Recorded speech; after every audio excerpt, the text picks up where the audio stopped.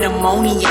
Use my fangs to murder ya. Yo soy la diosa, los demonios no me controlan. Soy culebra. All right, what's up, everyone? This is 7 Octoberz. Welcome to my podcast, Nightmare on Sedgwick Avenue. This is season 5, episode 2. Today I have really two dope guests that are joining me today. I'll give them an introduction and then I'll bring them on the screen here. But the first guest here is none other than the legendary MC, lyricist, rapper, storyteller, and now graphic novelist, Chino XL. And my second guest here is actually his collaborative partner. He's also an artist in his own right, a hip-hop comic book artist, Gift Revolver. So I'll bring him on the screen right here. Hello, guys. What up?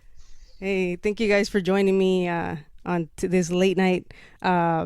So without further ado, let's get into the conversation. For both of you guys, how did you guys meet? And then we'll go from there. All right. I should take that on. You want to take that, Chi? I mean, okay, if you're gonna start it from the beginning. Yeah. Well, you know what? Let me. No, you go ahead. No, go ahead, because I don't think we talked about it, but I don't think because me meeting you, it wasn't the event. You know what I'm saying? No. I'm trying to say, like, you meeting me wasn't the event. Me meeting you was an event. Oh, so I don't know if you remember. Dude. You know what I'm saying? Yeah. Well, Gabby, I was doing a show at the House of Blues. This is, decades ago, and this cat who ended up being a good friend of mine, who was always been one of like OG good friends with Gift, came up to me and he was like, "Man, I'm a big fan, but there's this one dude you gotta meet, man. His name is Gift, whatever. He's an artist, whatever, blah blah blah." So I was like, I don't know if I got him on. It's like, yo, we'll get him on the phone or whatever. But me and Gift ended up talking, and he was an MC at the time or whatever, and he was having me help him with some connections that he was trying to make or whatever. And then we just started talking about graphic arts and comic books and all that. And he had a few that he was working on.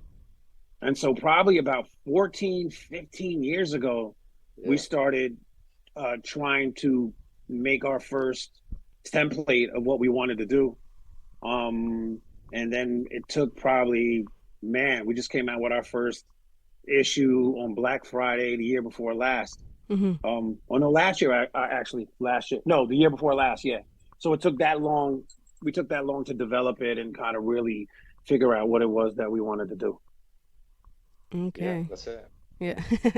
It was a long time coming. The interesting thing that I like to look at it is that, I was attempting to rap at the time, right? I was going to say, what happened to that?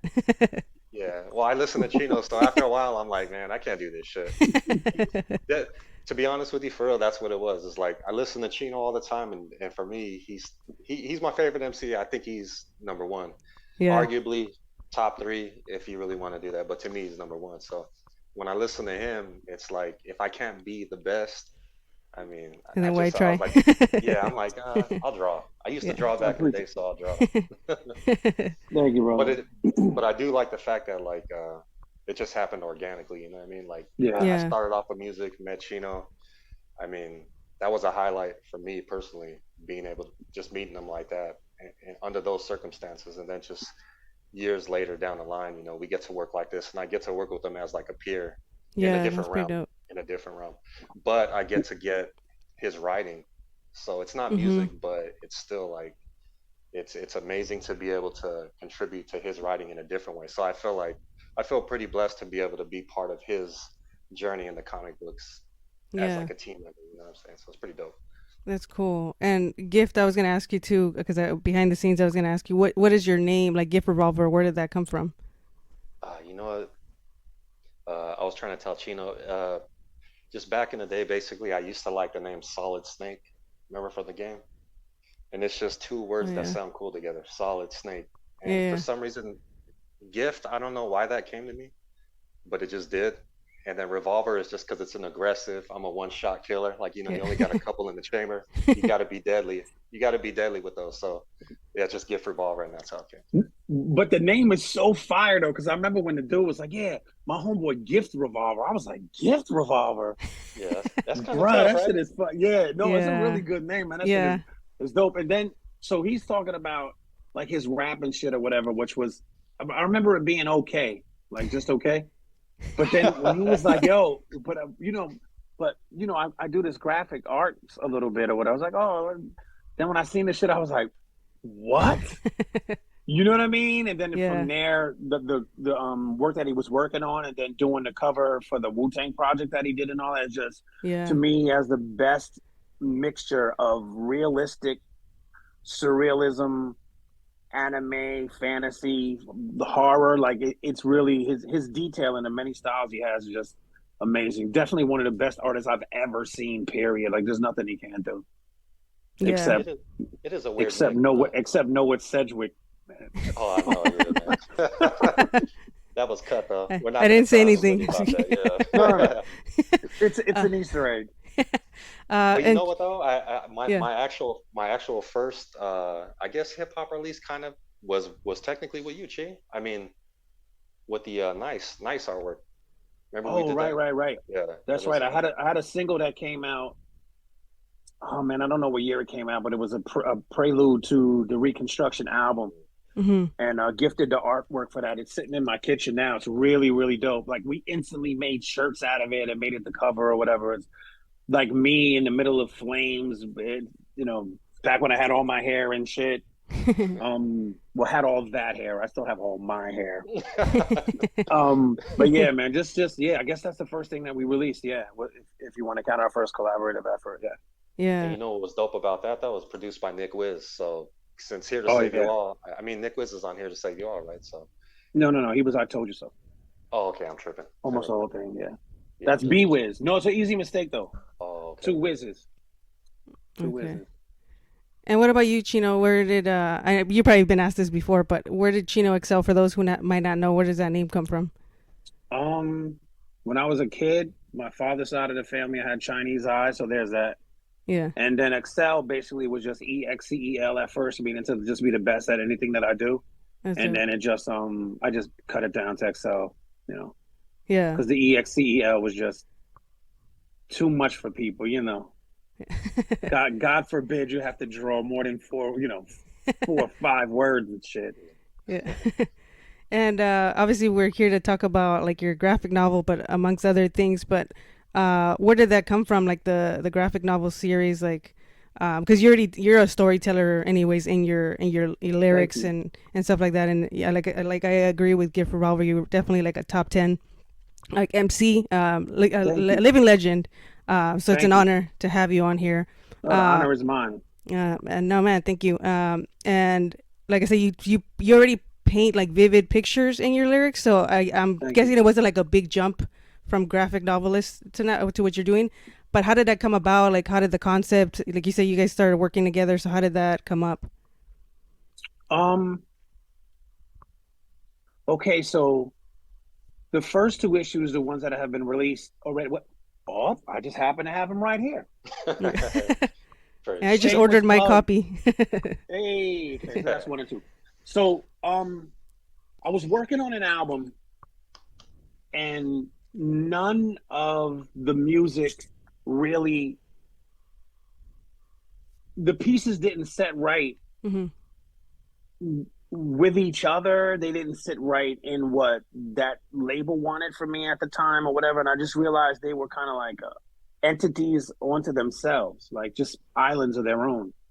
And it just kind of seemed like the breadth of where I was trying to go with the pieces just didn't fit onto just a regular album or EP. It was just something different. So I had a few of them, and then I kind of started seeing the through line with them. And so the first one was a piece that I did with Adrian Young, called In a Black Mass. And then the second one that I did was with DJ Static. It's a song called Lucy. So the narrative of both of them responded really well in the medium of them being graphic novels.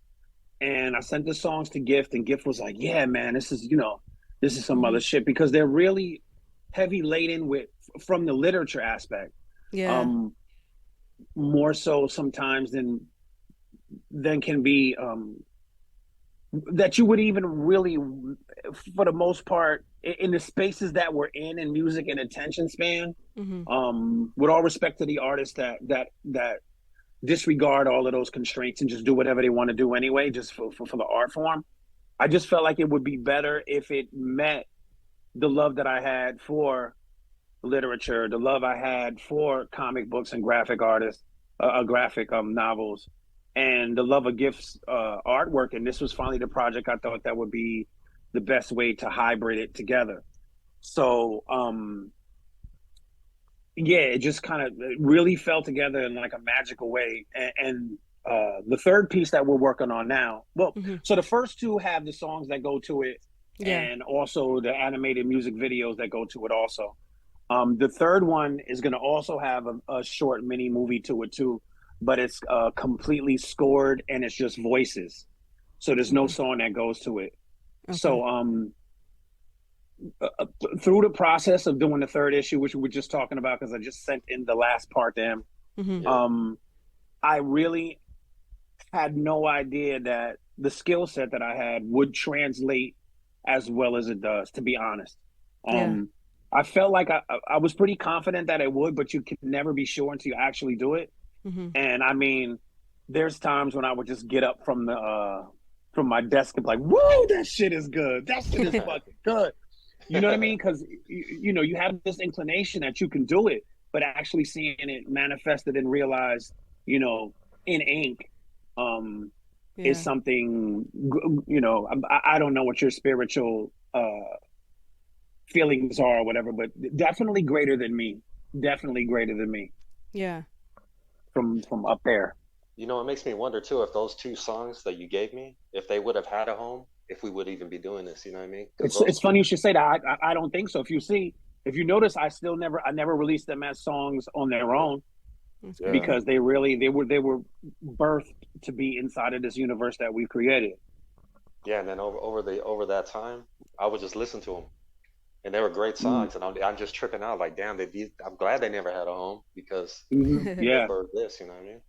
But you know what else? You know what else? I'm glad though right now, because we did 1 and 2, but I feel like issue 3 is Chino's kind of getting into a different gear with kind of getting into the comic book stuff. Because the first one, it's a song, but right now there's no music, so he's getting into he's digging himself into, he's digging himself into a different depth.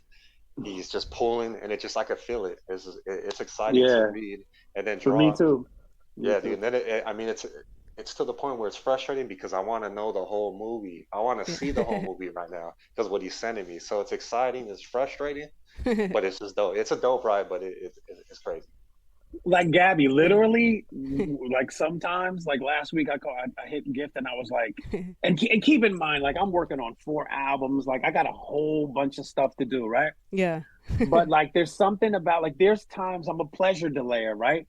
So I hit him the other day and I was like, yo, man, I can't even wait to like sit back down and finish and see exactly what's going to happen. Because I'm invested in it. Because I'm not, you know, I have this huge, you know, it's going to be 8 issues or whatever. So I have all of it basically mapped out. But the small intricacies and the caveats and exactly how we get to each place, I don't have.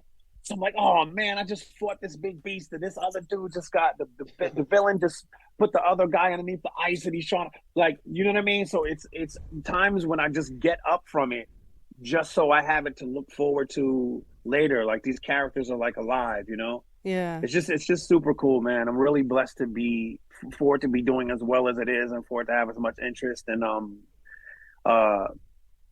my guy Julio that owns at We Can Be Heroes is my mentor and our representation in this medium or whatever. And we got a lot of big stuff in store. Like the collaboration that we're probably about to have in a minute is really going to blow everybody's mind. That's dope. And for those who might not, you know, have like heard about the graphic novel, like, can you give like a brief premise of, like, you know, like the first 2 issues? Okay, the first one, in the Black Mass, we're introduced to the evil priest, and the evil priest is basically I'm doing battle with the evil priest, and you also see all of his minions, etc. And it's really a struggle between you see Adrian Young playing the music, and I'm chastising the priest for not being exactly forthright. So he has not only supernatural powers, but he also was doing some things that he shouldn't do, that we find the clergy taking advantage of people in certain ways in that way in real life too. Yeah. So I kind of put those two things together.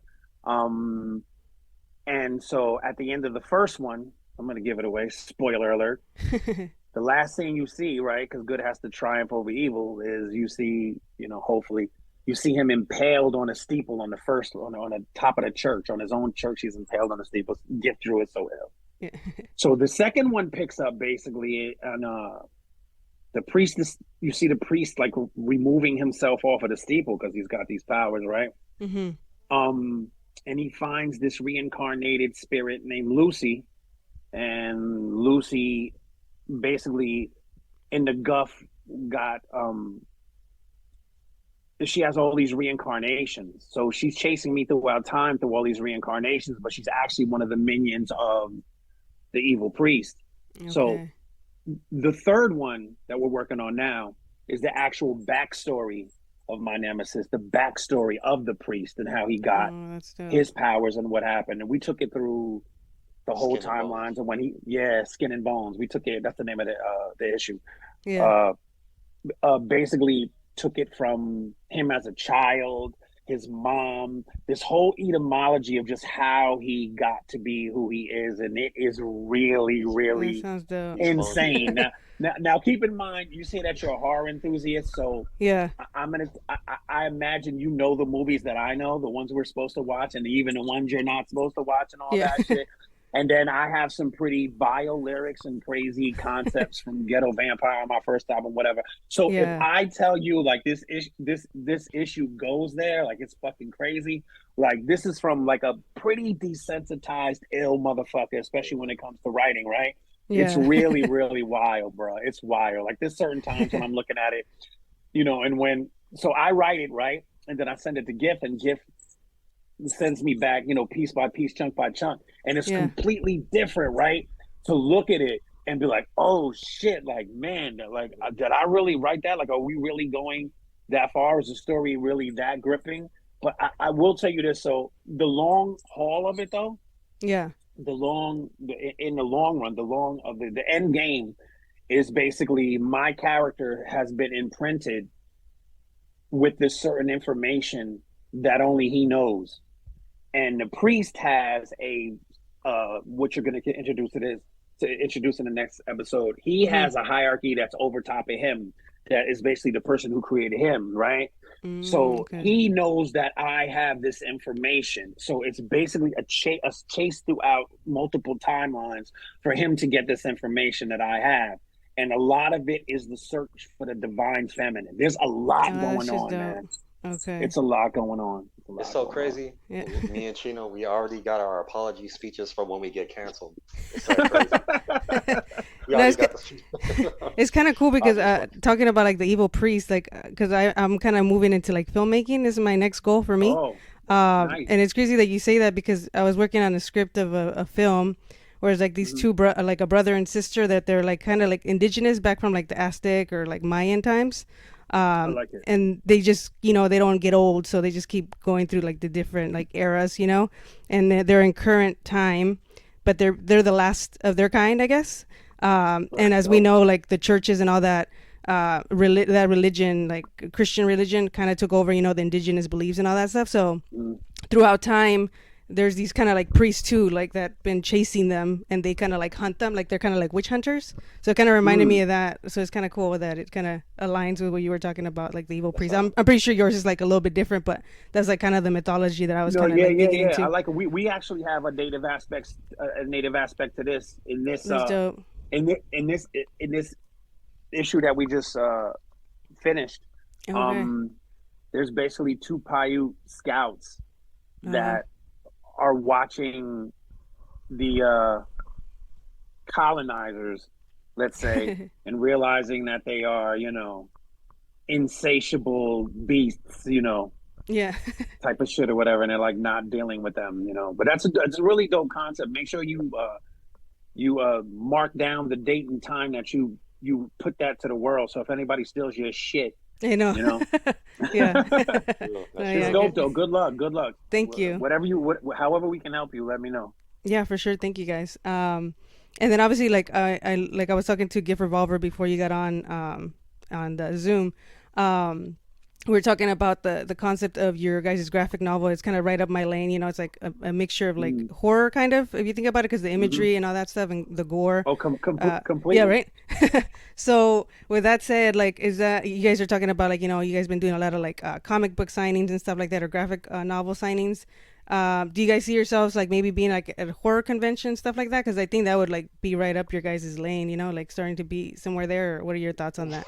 That is for sure. I don't know if, you know, Gift might be a little bit scared. I knew that was coming. That's why I started laughing right now. Yeah, but no, it is.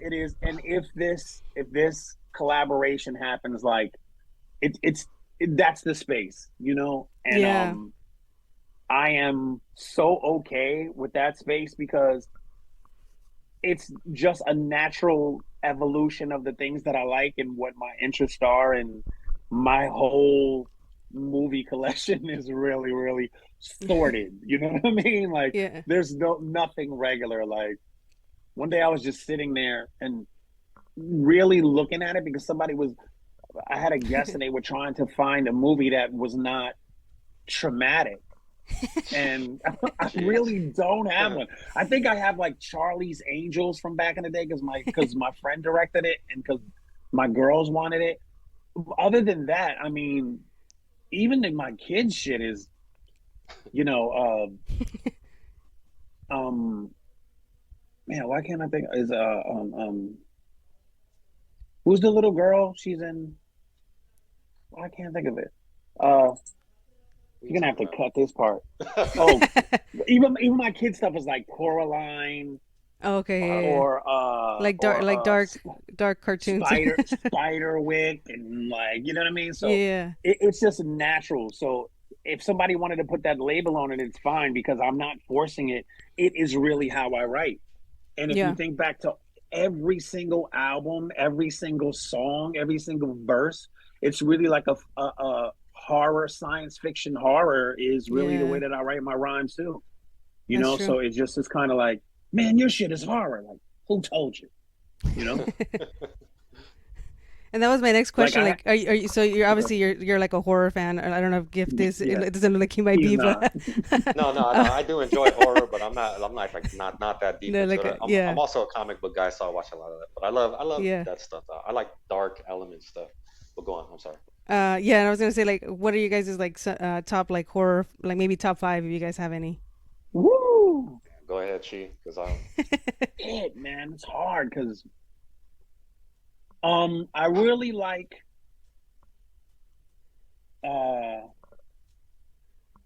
what is Switch? It's called Switchblade. I can't think of the fucking. I don't even know if I'm thinking of Frontiers, Inside, Martyrs. Of course, the classic OGs, you know, Texas Chainsaw, anything that John Carpenter ever put his name on, obviously. Yeah, I agree. You know, Eli Roth took it into a different direction and didn't know he was creating a subgenre that I'm not really crazy about. But the first one that he did, the first Hostel was cool. Yeah. I'm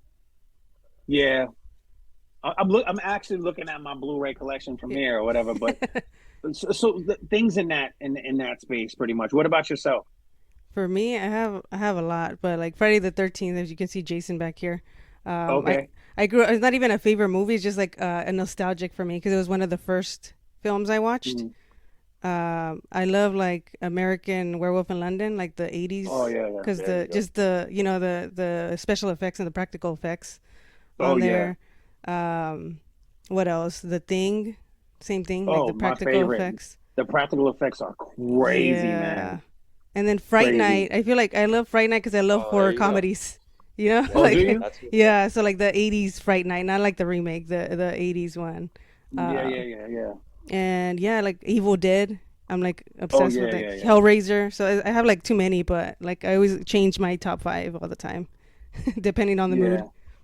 No, I think you just named the ones that I can't pull them off the top of my head, but I mean, Hellraiser.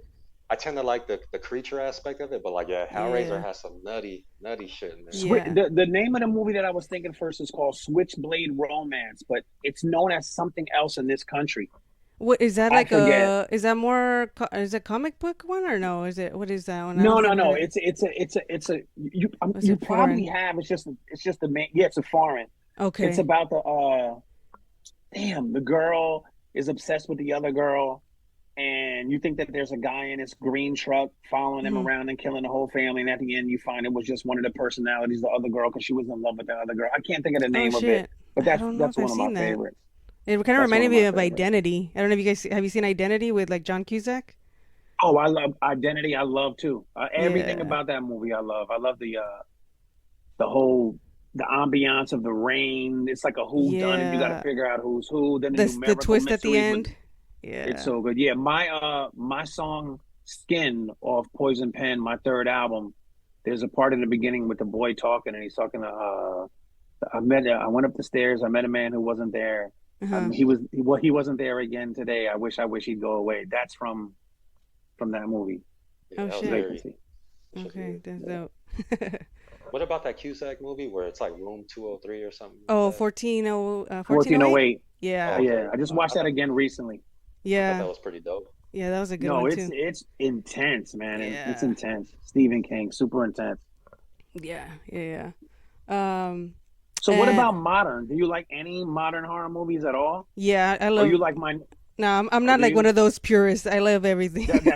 That's how my nephew is. My nephew was like, he will not like watch Hereditary because it looks too new. I have like the kid in the background. I mean, you see it, but yeah, like I have the King Payman. Yeah, I love that movie. Oh, for real? Yeah. So I'm trying to tell him I'm like, don't be frightened because it has a real budget. Like, you know what I mean? Yeah. It's ill, son. It's ill. Then he was watching it, and then when what happened with the car, the girl in the backseat in the car, he was like, I was like, yeah. Dude, I saw that by myself in the theater, because my wife won't watch a scary movie with me. I saw Hereditary by myself after 10 o'clock, bro. I finished the movie. I drove home terrified, man. It was bad, bro. I felt dirty. I felt so dirty, like I had just witnessed some kind of ceremonial satanic. Hold on, Gabby. You know what's crazy about that? You know this nigga Gift is a big 6'4" motherfucker, right? No, bro. Yeah. But you know what? My mom was always saying one thing black and brown people are scared of is ghosts and magic. It'll be 40 niggas with guns and y'all just walk in the place like nothing, but don't let it be ghosts. Yeah, bro. No, hey, when they're ahead, oh man, that shit was terrible, man. Yeah, it was so unnecessary. Like to the show that too. Yeah, like you didn't even know what was going on. You just heard the sound, and then you know he looks up. And it was weird because you had a different. I had a different emotion because she looks different. So you have sympathy for her because she doesn't look like she fits in anywhere. So you have a sympathy of like. Oh yeah, definitely, yeah. Like I think Midsommar too. Oh yeah. I think Hereditary wasn't even for me. It wasn't the scary part of like the graphics and the imagery. For me, it was more like the story of it, like the fact that you never finish knowing even your own relatives. Like how scary is that? Like because it's like it lingers. No, I gotta say, like it lingers with you. It stays with you like that movie for a while because I'm like, okay, you trust.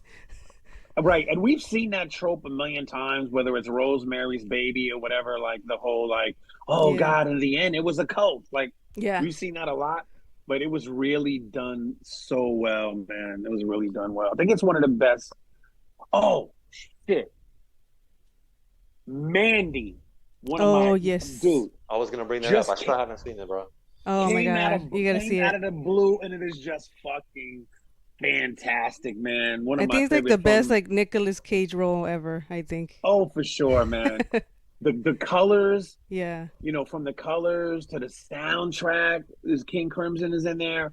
The casting, like the monsters, you got the brother Bill Duke in there. Like it's so good, man. I loved it.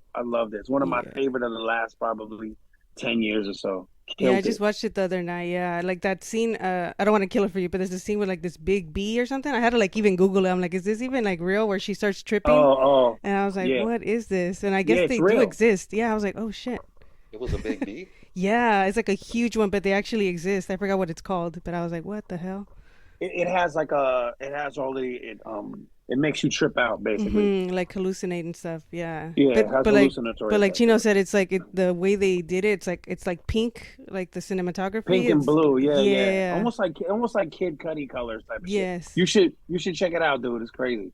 I've been telling you to watch it for over a year, fucker. Hey, but you know what? I've gone through the Phantasms. Nice. I'm going through those right now. Yeah, I love, and I didn't realize what I was missing out on, man. It's cool. Okay.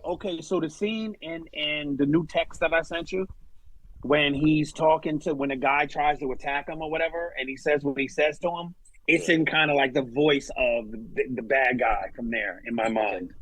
Okay. I like the tall man. Yeah, like the tall man. Yeah. Yeah. Oh, that dude's creepy. They're all good. I was watching some documentary about it, and the guy who designed the ball was explaining like how he came up with it. So crazy, dude. So crazy. It's a simple idea too, but it's like, I mean, I've never seen that before. Like me neither. Me neither. Yeah. And I seen it as a kid, so I was like. Yeah, there's a lot of good like new films. I think like the genre is having like a resurgence, like with you know what I liked? I liked Insidious. Yes. Yeah. The whole universe, I like it. Even though like The Conjuring gets a little bit of hate, but I love it. Even The Nun, I rewatched it and it got a lot of hate, but it wasn't bad. No. The mythos between that, and as a person who's been to Romania, bruh, that shit is scary. Real. Yeah, that shit is. The Nun is fucking fantastic, man. I think that the reason that the purists they don't want to let go of what it used to be. Yeah. And I'm sorry, but some of the campy shit has to go. Johnny Depp and fucking, and Freddie are like basic. Like, you let the art form evolve like everything else. You know what I mean? Like one time I was at a and I guess by all ratios and specs, I'm a nerd. You know what I'm saying? Just a different fucking type of nerd or whatever. And I remember I was at Comic-Con and these nerds were really fucking like stabbing each other with pencils and shit, arguing over zombies and zambies. Like, oh no, it doesn't make any sense that a zombie can run fast because technically he's not alive. Like his sentient part has left him, so he can't run fast because his senses, he's just a senseless eater. Then the other dude is like, no, they evolve faster than whatever. And they're literally like stabbing each other with fucking pencils and shit. I'm like, yo, it's just a movie. But yeah, the purists are like on some whole other shit. And I get it because there's things that I hold, like me, one of my favorites is Halloween 3, and people don't like Halloween 3. Yeah, I'm probably one of those. I'm probably one of those. See? But now I grew to appreciate it though, like for what it is. It's like, I think if it would have been standalone, it would have been good. I think when you compare to the whole, the little kids that like program you or something like that when you put them on, right? Super fire, man. Yeah, you got the whole. He had like pieces of the stone. Was it like Tom Atkins, right? Or who is it? Tom Atkins. Of course. Like the legend. The girls, them sugar, right? Yeah. That old man. I know. He always got. I was like, damn, he was like a pimp back in the day. For real, like Did you ever watch Night of the Creeps too? That's one of my favorites. Like he's in it too. He's like the sheriff. Yes. Yeah. Yeah. He's in a few of those kind of movies, isn't he? He's in The Fog too, isn't he? In The Fog? No. And I just saw him on My Bloody Valentine. He's already like older there, but like the remake of My Bloody Valentine, he was there. He played a cop, which is really good. Yeah, the remake of My Bloody Valentine. Yeah, I like both of them. And there's another thing in that universe. What's that other one? Like Something Falls. I forget. Where they call a killer the Tooth Fairy. Oh yeah, Darkness Falls. Yes. Yeah. Yes. Yeah. You know your shit. Yeah. I appreciate that. Yeah. My friends. One of my favorite. You know, one of my favorite of all times is it's I'm gonna draw a blank on the name. I got it in 3 different. The Wicker Man. Oh yeah, which one? The old one? Okay. No, I don't. I don't. Not do the Nicholas. Is it Nicholas Cage? No, that shit is an abomination. And this is where that's what I pull hear. Yeah. my purist shit out. Like, nigga, no, don't you disrespect that. But dude, like the last scene is all practical. They timed it so the whole thing would like burn, and then you see the sunrise after it. Like, man, yeah. I need to watch that one. I don't think I've ever seen I've only seen parts of the original, but I hear that obviously that's the best one, not the remake. It is real. Well, it's the template of Hereditary, of Rosemary's Baby. Oh yeah, like folk horror, right? Like yeah. Well, oh yeah, that. Oh, not only that, but the idea of, in order for you to succumb to what they want to do to you as a sacrifice or whatever, you have to come willingly. You know what I mean? Yeah. You'll probably like there's a documentary that just came out. It's called like folk horror or something like that. I forgot what it's called, but it talks about. I think the Wicker Man is on there. And then I've seen that. Yeah, I think it's on Shudder. Right? Yeah. Mm-hmm. Yeah, that was a good one. You guys both got Shudder, huh? Yeah. No, I don't have it. I don't have it, but I watch stuff. No, I don't, but I watch this stuff for free online. Tight. Yeah, and actually, you know what the irony? Go ahead. I'm sorry. No, go ahead. You go ahead. I was gonna say a good new film. Talking about new films, it's I don't know if you guys like horror comedy, but it's called Deadstream. It's on I think it's on Shudder, so you might have seen it, Chino. But it's hilarious. It's like a brand new take.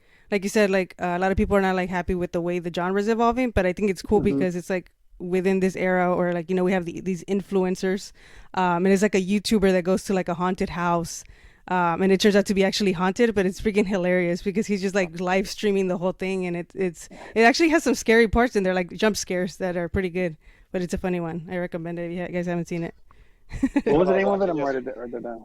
Live stream? Deadstream. Yeah, and that one's on Shudder, I believe, and it's cool. It's like a couple that like did it, like wrote it and directed it. It's like independent, but it's pretty cool. Check it out. Oh, what is that movie that was a Shudder original? But it made the circuits too. There was a Hellbender with like the family does movies. It was pretty cool. It was like about witches, and like it's like a mom and a dad and a daughter, and it's independent too. But I don't know if it was that one. I haven't seen that. Is it like Don't Say Something or Don't? It's not Don't Speak. I can't. I'm so bad with the titles, but it's about this a couple that goes to Italy and meets another couple, and then they catch up with each other afterwards, and it just gets crazy. It's real. Like the last 10 minutes of it are literally, you're like, what the fuck just happened to me? Okay. What do you guys think about that new one with Dave Bautista? Where he's in like a cabin? Oh, Knock at the Cabin. That one's coming out. I'm actually going to go see it on Tuesday. Oh, okay. Oh, it's coming out right now, huh? Yeah. That's it. That's M. Night. Is that M. Night Shyamalan or no? Oh, yeah. Yeah, that is. Yeah, speaking of Kid Cudi, I think Kid Cudi is in there. Oh, word? Crazy. I know he was hosting the like screening of it tonight in New York. Oh damn, yeah, that looks good. We'll see, because M. Night is like a hit or miss with his movies. Like I love half of his movies. Which one don't you like?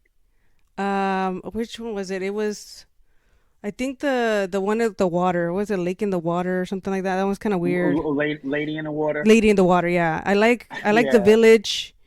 I like The Village too. My homeboy was in The Lady in the Water too. Oh really? Yeah. What's the other one? The one with the old people. It was kind of like, it got mixed reviews, but I liked it. Where they were like Alzheimer's and shit. What was it called? I forgot the name of it, but it was one of the most recent ones. The Visit. The Visit. Oh, I haven't seen that. Yeah, it's like I won't spoil it because it has a twist at the end. But it's like these old folks. Yeah, like they go visit their like grandparents, and it's like it turns out like crazy. Yeah. You said they're Alzheimer's, right? That's what you said. Yeah, they have Alzheimer's. Oh, that's what I said. But it's called The Visit. The Visit, yeah. I don't remember. Wait. Hold on. We're remiss if we leave out Barbarian. Did you see that? Yeah, I'm one of the ones that did not like that one. I don't know, like the ending. You didn't like the ending? Nah, because I thought it was going hostile. Like, if it would have gone hostile, like as far as like where she finds the cameras, the basement when she finds it, I was like thinking, oh, it's gonna be like some torture stuff. But then it went like the other way, like Wrong Turn vibes, and I was like, I don't know how I feel about that. Do you fuck with Wrong Turn? The first one, the sequels, no. There's one that I do like. I like the first one, and then I like the one when they were doing a reality show. I don't know if I watched that one. Okay, let me. I think I stopped watching. Do you like House of Wax? Yes. With Paris Hilton, do you? Yeah.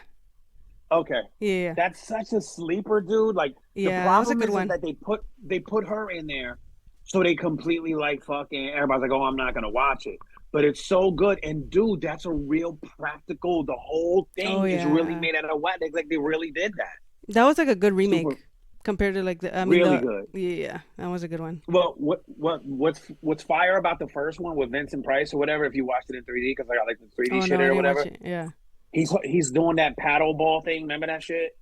The thing where it's got the ball and paddle, and he's doing that, and it comes way out into the audience, bro. Because it's 3D or whatever. It's fucking dope. It's dope. It's probably like the era. Probably like the era of like Friday the 13th 3, right? Like where all the 3D stuff was like popular, probably. Oh, that's probably what it was.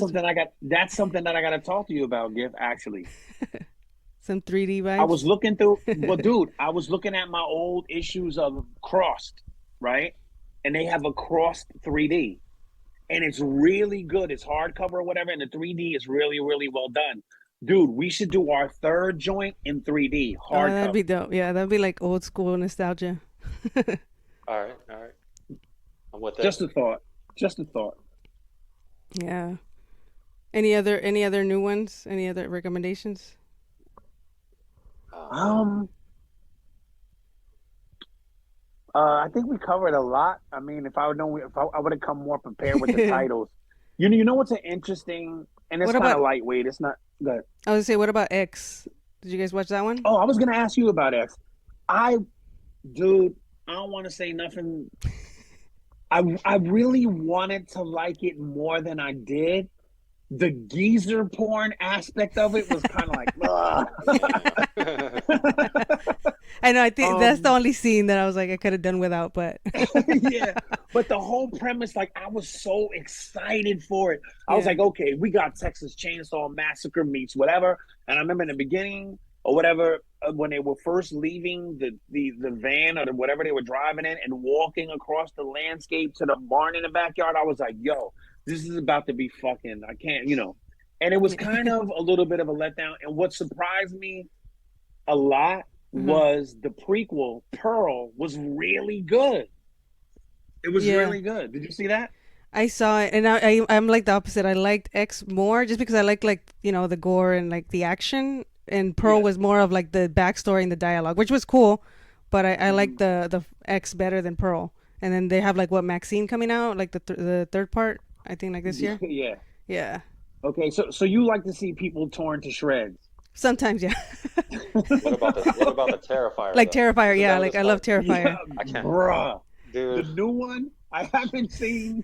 It's dude. Look at Gift's face. He's terrified. There's terrified her. There's like a dead scene. I don't know if you guys saw. Have you guys seen like They Live? You know that fight scene where it's like almost like 5 minutes long or whatever. Where that's like there's like a kill scene in Terrifier. There's like almost like 5 minutes long. I was like, oh shit, bruh. I seen that scene where they saw the chick in half. Yeah, that's the chick. I was like, oh my god. Yeah, you were talking about Hereditary. Like for me, Terrifier. When I watched the first one, it kind of like nothing really creeps me out anymore. But when I saw that one, I was like nighttime. I was alone. And I don't know, it just creeped me out because I think he can teleport. So I was like, what if he comes out through the fucking TV or some shit? I'm like, I'm good. The Terrifier can teleport? Yeah, because if you notice at the end of the first one, he like disappears and then reappears and he's alive. So I'm like, he has to have some sort of teleportation powers or some shit. They never talk about it though. Have you seen the second one? Yeah. Bruh, I fell asleep because we were watching it on New Year's Eve or whatever. And I woke up in the middle and he was just on top of a lady. That's probably the whole scene. He was like cutting her up and shit. Yeah, and she was screaming. She was screaming so loud. I just woke up and was like, yo, turn that shit off, yo. Fucking exactly. It was like 2 hours, so it was like a lot of just unnecessary gore. When I saw him sawing this chick in half, I was just like, what is this? I was like, what is this? And then he puts it on too? Like that's the fucking creepy. I was like, man, this is too much for me. But go on, Chief, my bad. Okay, so what movie Do you have any movies that ever made you tap out, Gabby? Like, except okay, you just said that Terrifier was a little bit. Yeah, I don't think I've ever like have watched a movie, but I've heard of like for me like I think the subgenre that I was talking to like the last guest on here was like the rape revenge ones. Like I can watch those, but I don't know, like they obviously like just the aspect of like the scene where they get raped. I'm like, that's too much for me. And I think there's one Serbian film. I've heard a lot of things about it. That one in Human Centipede. So I was like, yeah, I think those would be like I would not do. The Human Centipede 2 is rough. I've never seen them. Worse than the first? It's rough. Oh shit. What'd you say? Worse than the first? Yes, man. Serious? By miles. So I own Serbian film. I own Salo, like all of this crazy shit. Yeah. Goodbye, farewell, goodbye, Uncle Tom, all that. Then I'm aware of like Bunny Games, all that shit. Yeah, I think the worst for me is there's this movie called Pig. It's Korean. Okay. And the premise is pretty simple. This is a dude, and they'll get two people that love each other and torture the other one. Oh shit. And then torture the other one and kind of time it and all that, and kind of like watch the way that the supposed love for each other dissipates through the torture. Damn. And so and he also have these cameras attached to their heads so they can watch it later, their perspective of it. Oh, but shit. Like the dude says, all you have to do is just let this guy cut you up for 3 minutes, just 3 minutes. If you could just last 3 minutes, we'll let you go, bruh. So the dude with a big pig mask on fucking just comes out and just starts fucking cutting dude, and he just fucking straight up took advantage of this man from the front. And I was watching it and I was just like, it just made me so nauseous. And it takes a lot for me to fucking like, I'm like trying to fucking gag a maggot off a meat truck, bro. It's like a lot, I thought at first you were gonna say Pig, the one with Nicolas Cage. I was like, what? Oh no, that was a letdown. That was a letdown.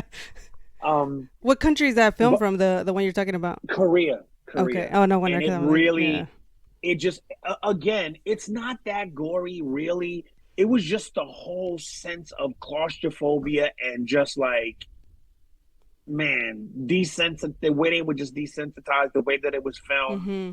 It was one of those moments where you really forget you're watching a movie and you're in your like fucking living room. You really feel like you can smell like the cement and the iron smell of blood on the floor. Like it was just fucking like, man, I like went on a complete. Oh, it was right around Lent too, so I was like, I'm gonna give horror movies up for Lent. Yeah. Oh man.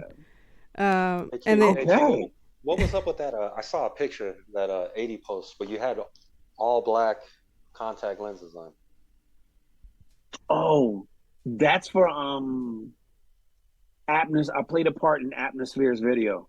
Okay, that should look bugged out. You didn't share it, but I was like, damn, that would be crazy. No. Well, I didn't want to give it away for when his video comes out, and people were like, "Oh shit," because that's part of the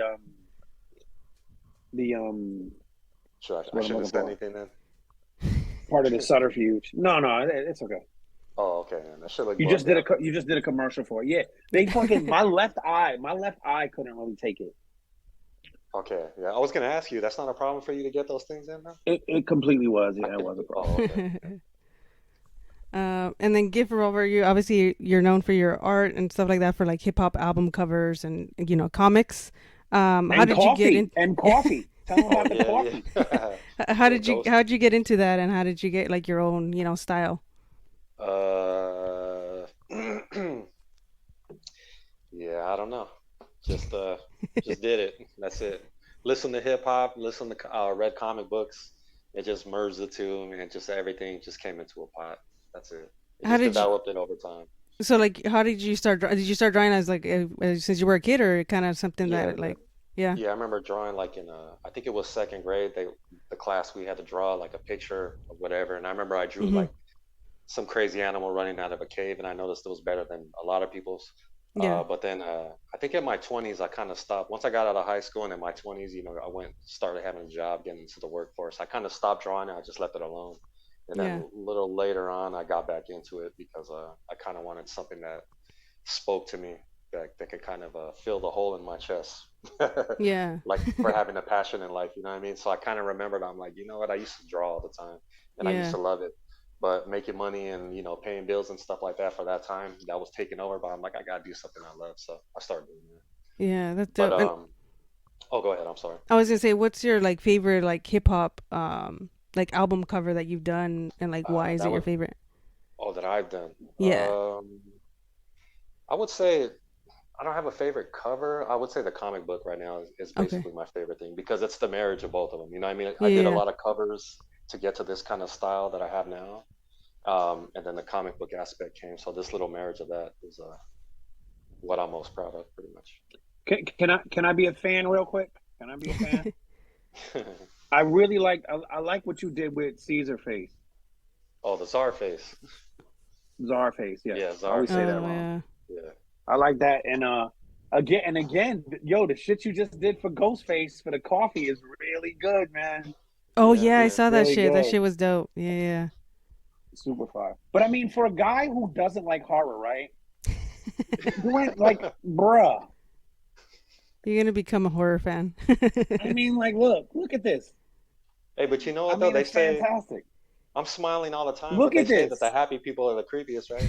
Yeah, that's true. Oh no, yeah. Oh, that looked like Morbius a little bit. That one you just showed. I didn't say you weren't creepy, my nigga. I said you didn't like. Hey, you want to see something real creepy? Yeah. Look at this. Look at this. Can you see that? Oh shit. Bro, come on, that's creepy. Yeah, that's baby head. He's watching over everyone right now. Oh, yeah. What is that, bro? What is that? Don't worry about it. He's gonna be under your bed if you don't finish this issue soon. He's like, yeah, bro. That's why I'm not going to your crib because I'm not trying to end up in a corner like that on the next interview. You know.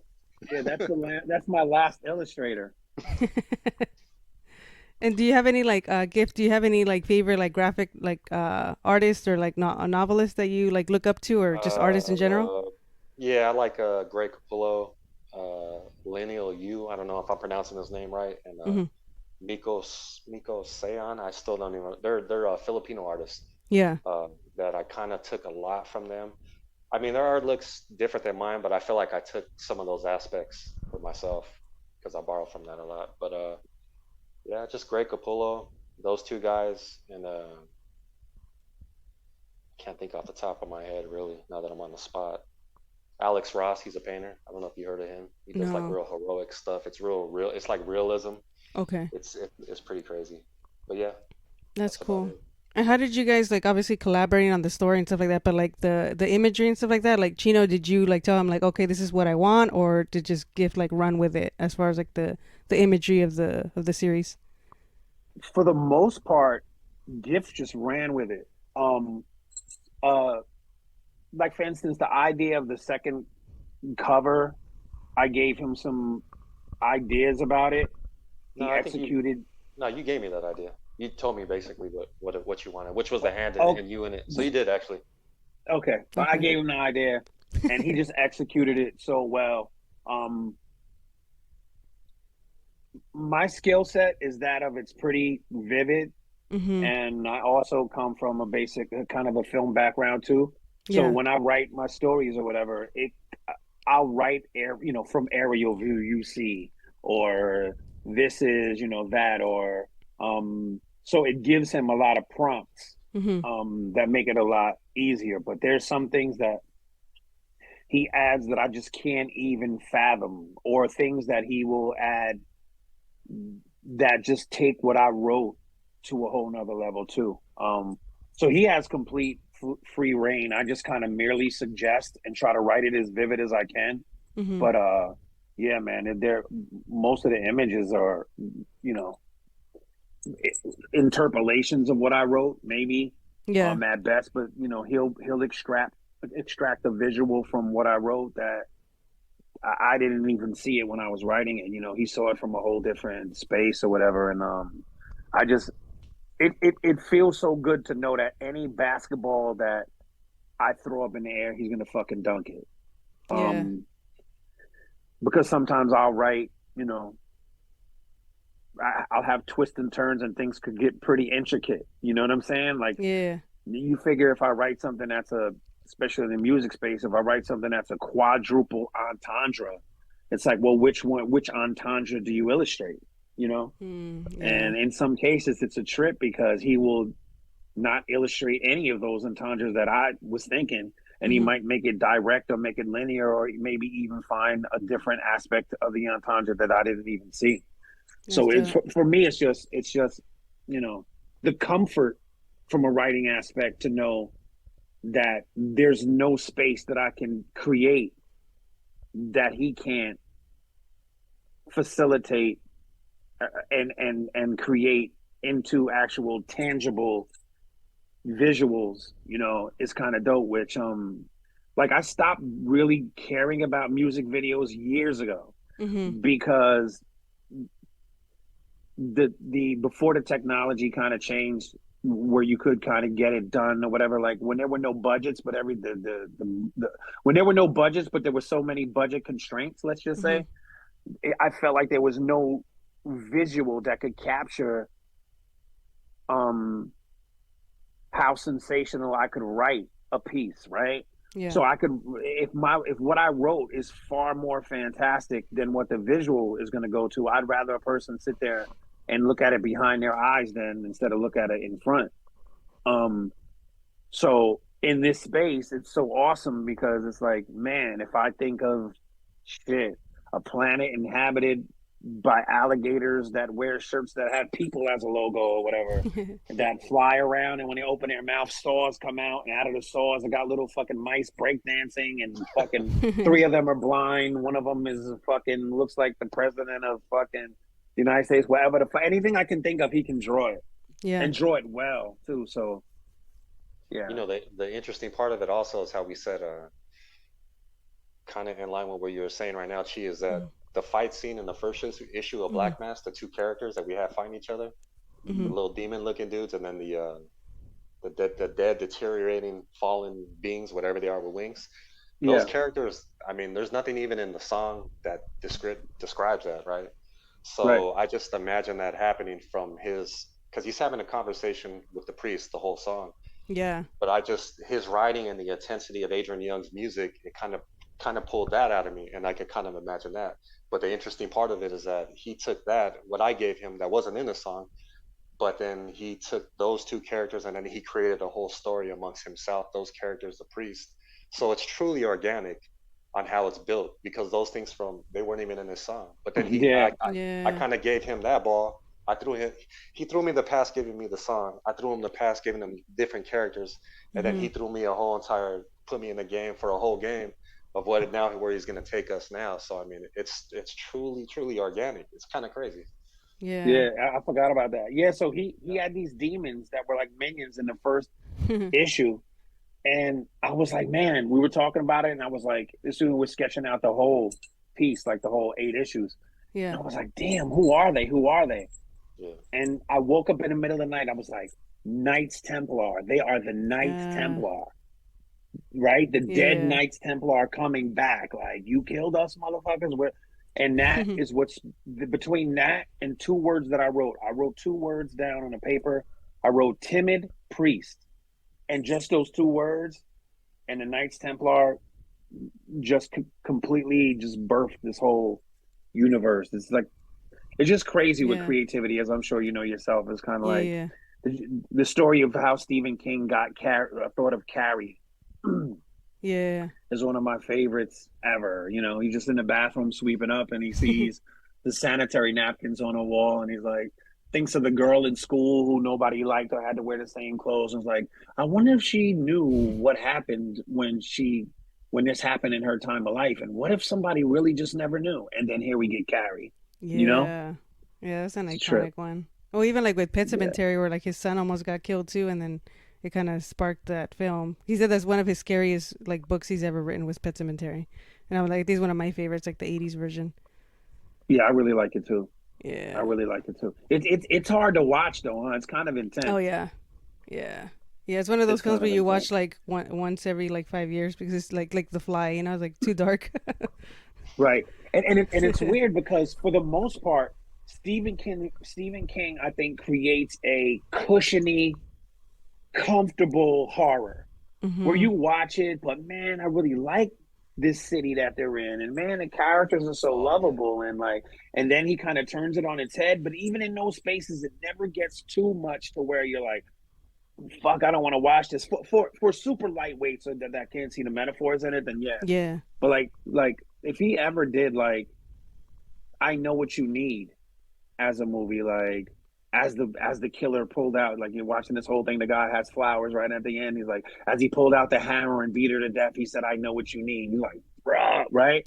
But his movies, except for like Pet Cemetery and like 1408, they're pretty like, I don't know, palatable horror, which I think is a genre in itself that nobody talks about. Like to me, you got Yeah. Stand By Me, right? Then you Mm-hmm. got Super 8, right? And now you got Stranger Things. It's kind of all, Oh yeah, yeah. Yeah. I thought about that. I never made that Yeah. connection. yeah. Yeah. Well, you guys have like your series is really dope. You guys created like a really cool universe, and I can't wait to see like where you guys take it from here. Thank Um, you so much. yeah, and I just ordered a copy too, so maybe hopefully you guys can sign it. If not, whenever I hopefully see you guys because you guys are not that far No, from of me. course, of course. But from like for you guys, like what do you guys see like this going? Because I mean, I can see it even becoming like you guys done like the little animations and stuff like that. But like, do you guys see like a film or anything like that, like aspect to it, like creating their own, like maybe like a live action film? I think so. I think so. I mean, I am okay. I have the ability to look at certain products just like their toothpaste at a certain point. Hmm. Like I can look at it and be completely because I there is no one as critical on anything that I've ever done as much as I am. Like I am extremely critical for every verse you hear. I don't care if it's 42 bars. I must have wrote 200. For every album that might have came out, which there's not many, there's 4 albums that were created in the process of getting to that one. I can really say without any kind of prejudice, right? Hmm. Or that there is no limits to what can happen with this franchise. Um, Yeah. and we have a lot of interest, like I was saying, and if Hmm. things go a certain way that they could possibly go, that would probably be a next step.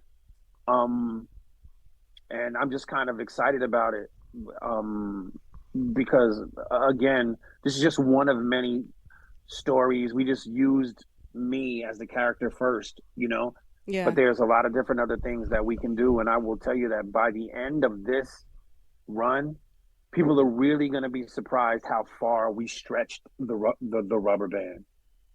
There Yeah. are really ghouls and monsters That's cool. around every corner.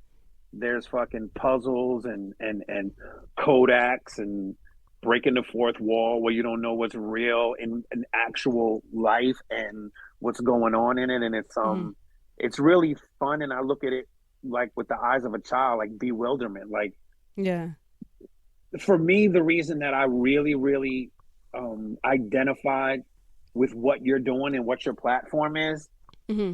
is because you got hip hop, right? Um, the first place I ever lived was the South Bronx, right down the street from where hip hop began.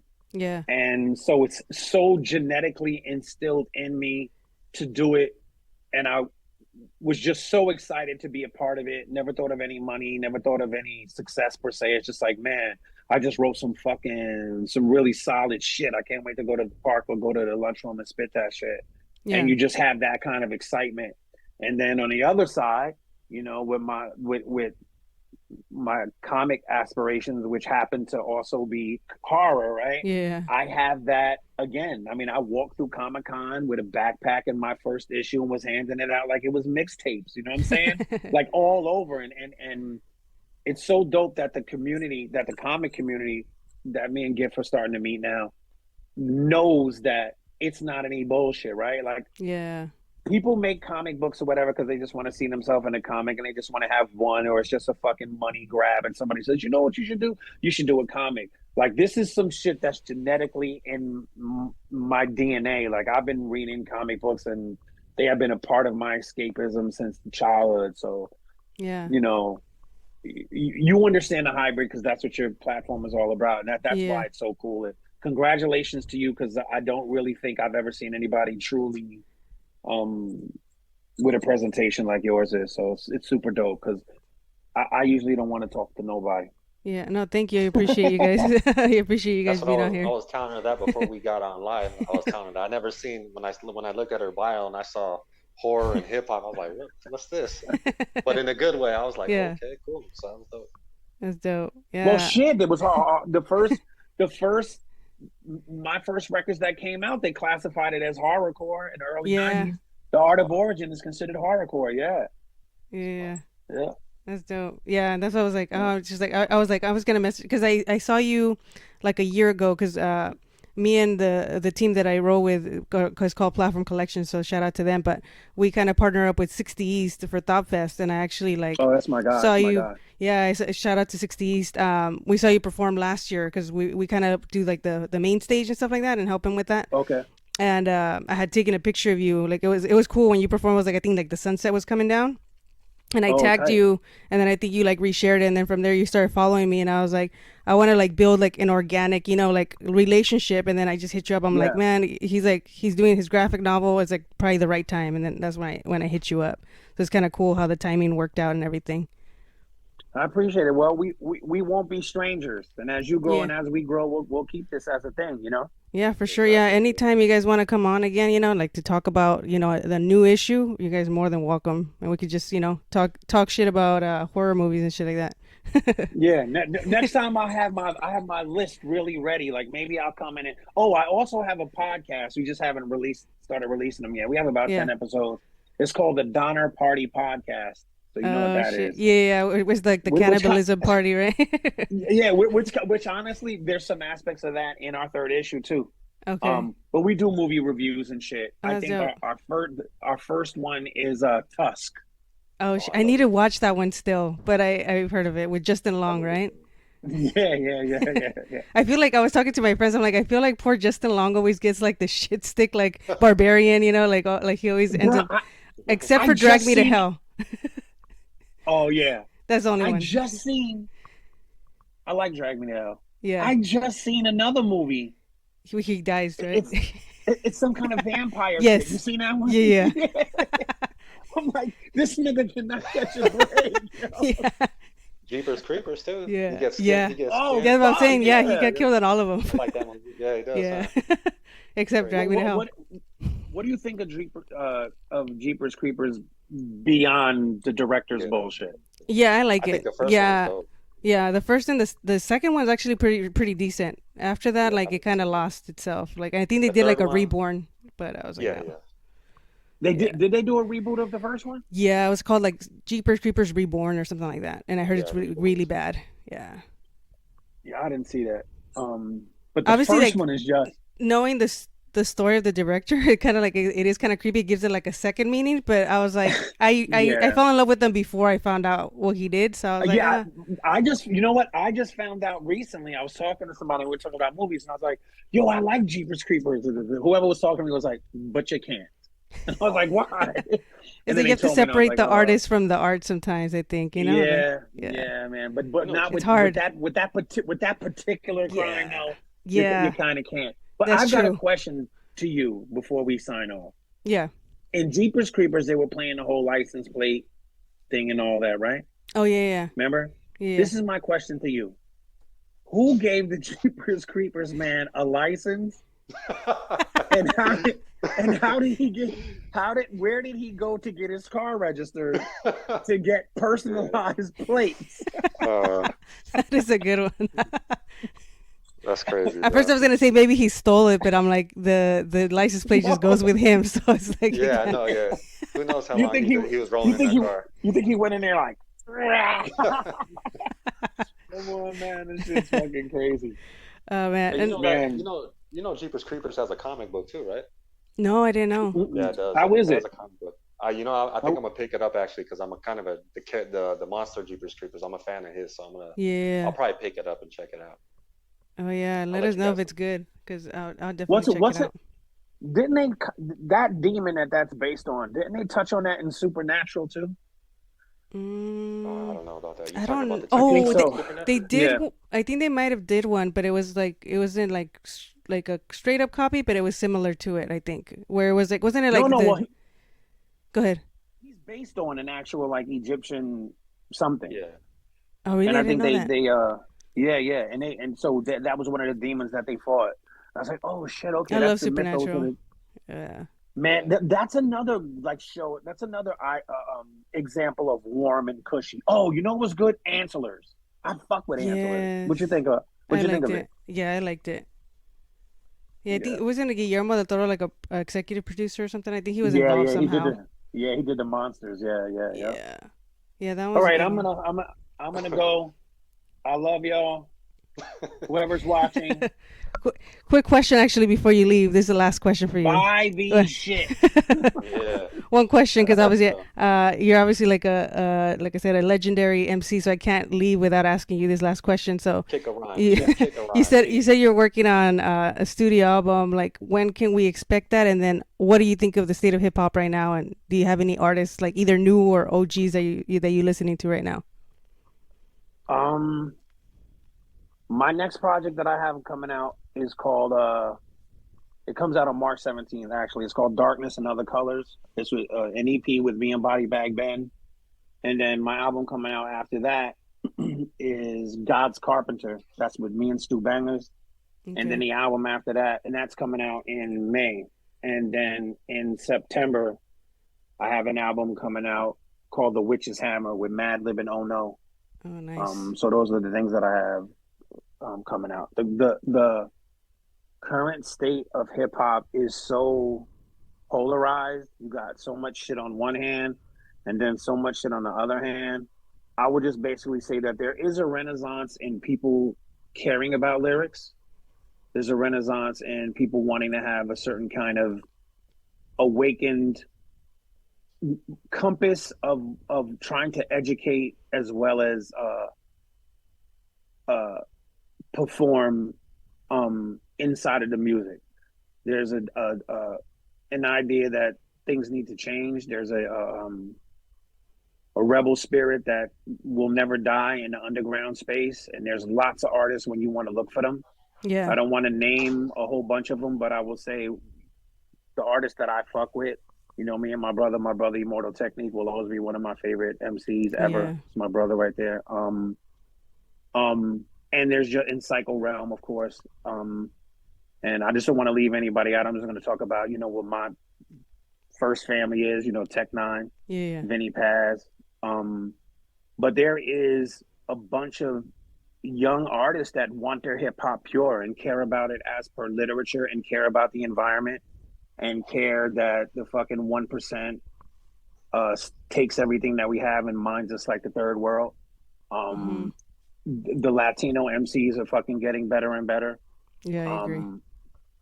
It's so for me, I think in the absence of mainstream outlets, the underground and the undershown and exposed artists are really, really flourishing in having an equal platform to everyone, you know, known as the internet.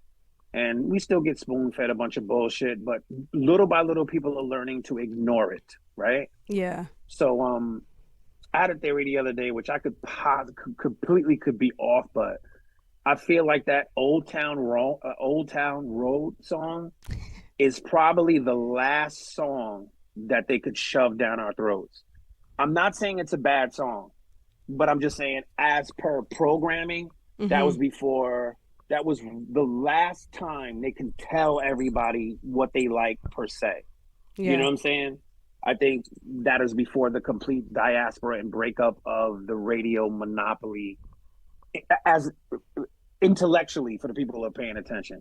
Yeah. I think that the whole COVID lockdown and everything made everybody compartmentalize and rise to the top and identify with what they really liked in their own space, right? So the creatives got more creative, and you can see who's buying what, right? Like, yeah, right. That song got fucking 175 million spins. I don't fucking believe it. Now, this one over here, because of the subject matter and how it is, that they say got 100, that said they got 96,000 spins. Okay, I believe that. I believe that. You go to the artist page and he's got 65,000 followers, right? Which may be, you might look down your snout at somebody who's got 100 million, and then you look at it like, nah, this is all bought shit, right? All these Spotify shits are bought, like all of that, and just, I'm a girl dad and my girls love music and they put me on to so much music, and I'm a music enthusiast that I don't know about. It lets me know that music is in a good space. That's good. That's dope. Yeah, well, I want to thank you guys, for being on here tonight. Again, keep doing what you guys are doing. Go support their, graphic novel. I'll share the link and everything on here on my description. But yeah, keep me posted also on your podcast, because if you guys need any guests, I'm down. Oh no. You're shout out to my man Saint. My man Saint Joe out there in Denver. He's my co-host or whatever. He's a maniac. No, you are definitely no. Oh yeah, because you know what? Because you owe me now. So, okay. All right. Well, thank you guys, and hope you guys have a great night. And see you guys soon. All right, all right, Seven. Thank you. All right, peace. You too. All right, everybody. That was Chino XL and Gift Revolver, and that was a really dope conversation we had. Horror, hip hop, all that. If you love that, in the description, like I said, I'll share the link for their graphic novel, and all that stuff. Stay tuned. We have more dope guests lined up for this season. I'm really excited. And yeah, thank you guys. If you guys enjoyed this episode, go ahead and subscribe, like, all that stuff. It helps me a lot to keep this channel going. But yeah, hope everybody has a great weekend whenever you guys are watching this. Peace.